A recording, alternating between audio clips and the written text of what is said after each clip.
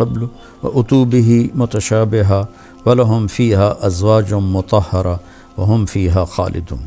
یہ جنت سے متعلق ہے کہ اللہ تبارک و تعالیٰ فرماتے ہیں کہ دیکھو میرے بہن بھائیو، میرے عزیزو، میرے بچوں بچیوں، دنیا آئیڈیل ہوم نہیں، دنیا آئیڈیل لائف نہیں، یہ پیپر ہو رہا ہے سب کا، کسی نہ کسی شکل میں ہم سب اللہ کو امتحان دے رہے ہیں، اور پھر ایک دن یہ پیپر چھن جائے گا۔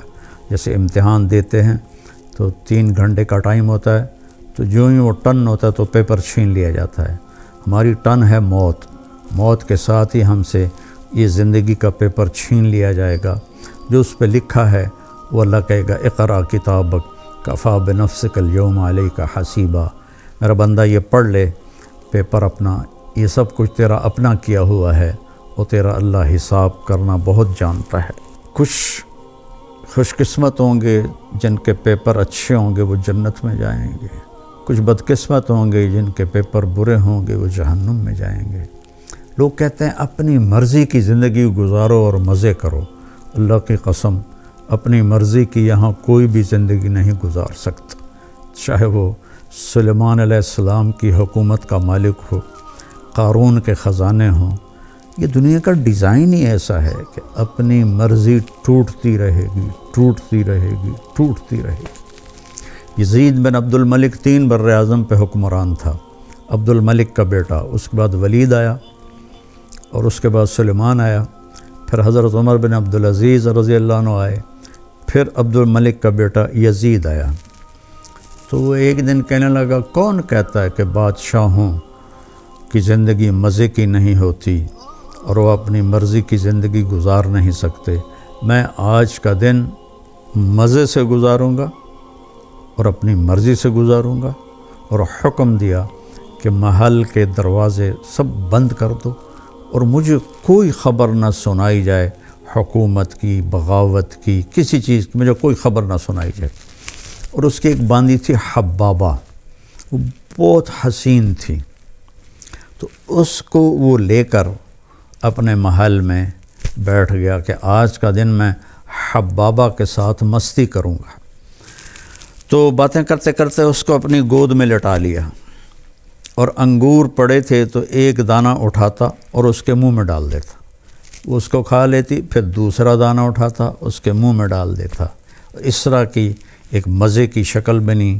پھر ایک دانہ اٹھا کر اس کے منہ میں ڈالا تو اس کے حلق کے اندر جا کے پھنس گیا، تو اس کا کھانسی، سانس کھڑا، وہ دانہ نہیں نکلا، اور یہاں تک کہ وہ اس کے سامنے تڑپ تڑپ کے مر گئی، اور اس کا مرضی سے گزارنے والا دن سب سے زیادہ اس کے لیے خوفناک دن بن گیا۔ اتنا غمگین ہوا، 3 دن تک اس نے اسے دفن نہیں کرنے دیا، اس کی لاش سامنے رکھ کے بیٹھا رہا۔ تیسرے دن اس میں بدبو پڑنے لگی اور جسم گلنے لگا، تو پھر زبردستی اس کے رشتہ داروں نے، اس کے بھائی ہشام نے اسے چھین کر اس کو دفن کیا۔ تو مرضی کی زندگی یہاں نہیں، آگے ہے، جہاں یہ میں آپ کے سامنے آیت پڑھی ہے کہ وہاں موت ختم، بڑھاپا ختم، بیماری ختم، غریبی ختم، فقر ختم، غم ختم، دکھ ختم، ہر قسم کی نیند ختم، نیند بھی نہیں آئے گی، ہمیشہ جاگتے رہیں گے۔ تو اللہ فرما رہے ہیں کہ ان کو جب بھی کوئی پھل پیش کیا جائے گا تو وہ کہیں گے یہ تو ہم نے ابھی کھایا ہے، لیکن جب وہ کھائیں گے تو پتہ چلے گا کہ نہیں یہ تو کوئی اور ہے، وہ تو اس کے مشابہ تھا جو پہلے کھایا تھا۔ تو اس پر میں آپ کو حدیث سے وضاحت کرتا ہوں کہ حدیث شریف میں اس آیت کے ذیل میں ابن القیم رحمہ اللہ نے ایک حدیث لکھی ہے کہ جنتی بیٹھے ہوں گے میاں بیوی سارے تختوں پر، تو دروازے پر دستک ہوگی اور ایک فرشتہ، نوکر دروازہ کھولے گا تو ایک فرشتہ کھڑا ہوگا تھال لے کر، اور تھال کے اوپر ایسے کپڑا ہوگا، وہ کہے گا اپنے مالک سے اجازت دو، مجھے اللہ نے بھیجا ہے۔ تو اللہ کی طرف سے آیا ہوا بھی جنتی سے اجازت لے کے اندر داخل ہوگا یہ عزت و جلال و کمال کی بات. یہاں تو آج بادشاہ ہوتا ہے، کل پھانسی چڑھ جاتا ہے. تاریخ پڑھو کیا حال ہوا لوگوں کا. وہ اجازت دے گا تو آ کر اس کے سامنے ایسے تھال پہ رکھے گا، کہا جی یہ اللہ نے آپ کے لیے تحفہ بھیجا ہے. تو جب وہ ایسے اس سے کپڑا اٹھائیں گے تو کہیں گے او بھائی یہ تو ابھی کھایا ہے، یہ تو میری جنت کا پھل ہے، یہ تو میں نے ابھی کھایا ہے. تو وہ فرشتہ کہے گا کہ اللہ تعالیٰ فرما رہے ہیں کہ ذرا ایک ٹکڑا اس میں سے لے کر آپ چکھیں.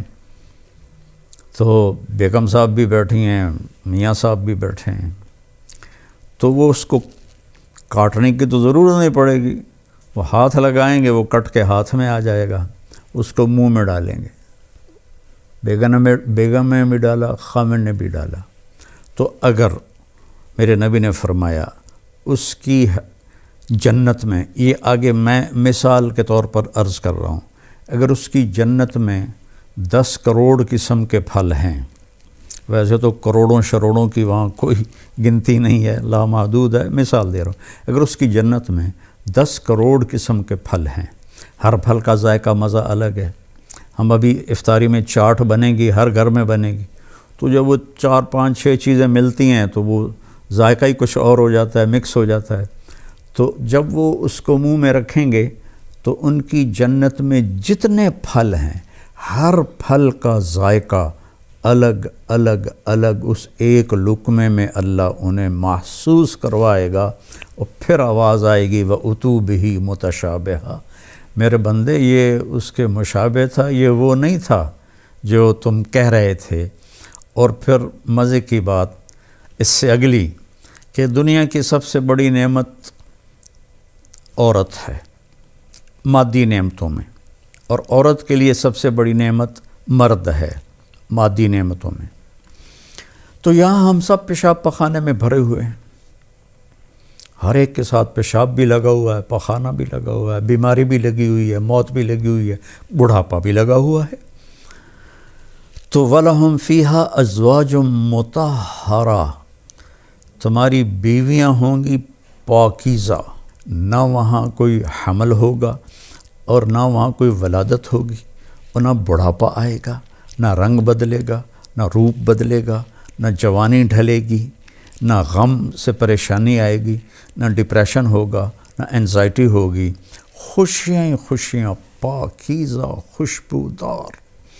اللہ تعالیٰ جنت کی عورت، دنیا کی عورت کو جنت کی عورت سے 70,000 گنا زیادہ خوبصورت بنائے گا جنت میں. اور جنت کی حور کا حسن بتا دوں کہ یہ دیکھیں، یہ میری یہ انگلی کا یہ اس کو فنگر ٹپ کہتے ہیں، فنگر ٹپ، اور عربی میں اس کو بنان کہتے ہیں، اردو میں پورا کہتے ہیں، کہ جنت کی حور کا یہ پورا اس طرح سورج کو دکھا دیا جائے، جیسے لائٹ میرے سامنے ہے اس طرح دکھا دیا جائے تو سورج اس کی انگلی کے پورے کے نور کے سامنے غائب ہو جائے گا، جیسے سورج کے سامنے ستارے غائب ہو جاتے ہیں. تو ایمان والی عورت کا حسن کیسا ہوگا، جو کبھی ڈھلتا ہی نہیں، کبھی ڈھلے گا نہیں، کبھی خواہشیں نہیں مٹیں گی. اب تو یار بوڑھے ہو گئے، اب تو کچھ ہوتا نہیں. تو ایک جگہ میں بیٹھا تھا، کافی پرانی بات ہے، تو ایک صاحب کے سامنے قورمہ آیا، وہ بوڑھے ضعیف تھے، تو میں پاس بیٹھا تھا، میں اس وقت کوئی 34-35 سال کا تھا. تو انہوں نے قورمہ اپنے سامنے سے ہٹا کر نا میرے سامنے رکھ دیا اور کہنے لگے لو بھائی کھاؤ، ہمارے تو کھانے کے دن بھی گئے اور نہانے کے دن بھی گئے. تو وہاں ایسا کبھی نہیں ہوگا، کبھی نہیں ہو، اور ویسے نہانے کی ضرورت بھی نہیں پڑے گی. تو وَهُمْ فِيهَا خَالِدُونَ، سب سے بڑی دولت ہمیشہ ہمیشہ ہمیشہ ہمیشہ. کبھی کبھی میں سوچتا ہوں نا کہ نو اینڈ، کوئی انتہا نہیں. یہ کھوپڑی میری ایسے ایسے ہلنے لگتی ہے، چونکہ ہمارا دماغ تو لمیٹڈ سوچتا ہے، کھلا نہیں سوچ سکتا ہے. ہم فیہا خالدون، کروڑوں سال کے بعد بھی وقت آف ہو جائے گا، وقت کا سوئچ آف ہو جائے گا. جیسے معراج پر جاتے ہوئے اللہ نے پوری دنیا میں ٹائم سوئچ آف کر دیا تو آپ 7 آسمان، جنت، دوزخ، عرش، فرش، لوح، قلم، کرسی اور اللہ تک کا دیدار کر کے آئے اور واپس آئے تو بستر ویسے ہی گرم تھا، تو اللہ تعالیٰ وہاں وقت کو آف کر دے گا۔ تو یہ 2 پہلے پارے سے میں نے آیات چنی تھیں آپ کی خدمت میں پیش کرنے کے لیے۔ میرے نبی نے فرمایا کہ اطلب الجنت جہدکم، جنت کمانے کے لیے پوری جان لگا دے، وَاہْرَبُوا مِنَ النَّارِ جَهْدَكُمْ، اور جہنم سے بچنے کے لیے پوری جان لگا دے۔ دنیا کے لیے نہیں کہا کہ پوری جان لگا دے، کہ جنت کے لیے کہا پوری جان لگا دے۔ اللہ تعالیٰ نے جب دنیا کے لیے فرمایا تو کہا فَانْتَشِرُوا فِي الْأَرْضِ، جاؤ زمین میں جاؤ میرا رزق تلاش کرو۔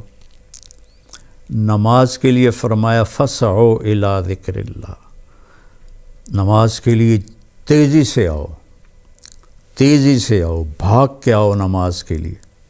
جنت کے لیے فرمایا سارعوا إِلَىٰ مَغْفِرَةٍ مِّن رَبِّكُمْ وَجَنَّةٍ عَرْضُهَا السَّمَاوَاتُ وَالْأَرْضِ، کہ جنت کے حاصل کرنے کے لیے اور میری بخشش حاصل کرنے کے لیے ایک دوسرے سے مقابلہ کرو اور مقابلے کی دوڑ لگاؤ، جیسے کہ ٹریک پر دوڑ لگائی جاتی۔ ایک دوڑ لگا رہے تو لوگ باغ میں، جس کو جاگنگ کہتے ہیں، کوئی آگے نکل گیا کوئی پیچھے رہ گیا، وہ اپنی چال چلتا ہے۔ یہاں اللہ کہہ رہا ہے نہیں، دوڑو، ایک دوسرے سے آگے نکلو، ایک دوسرے سے آگے نکلو۔ اور پھر جب اللہ نے کہا میری طرف آؤ تو سب سے طاقتور استعمال کیا فَفِرُّوا إِلَى اللَّهِ، سرپٹ بھاگو، سرپٹ بھاگو اپنے اللہ کی طرف۔ اور فرار اس دوڑنے کو کہتے ہیں جس میں کسی چیز سے ڈر کے آدمی بھاگ رہا ہو تو اس کی رفتار تیز ہو جاتی ہے۔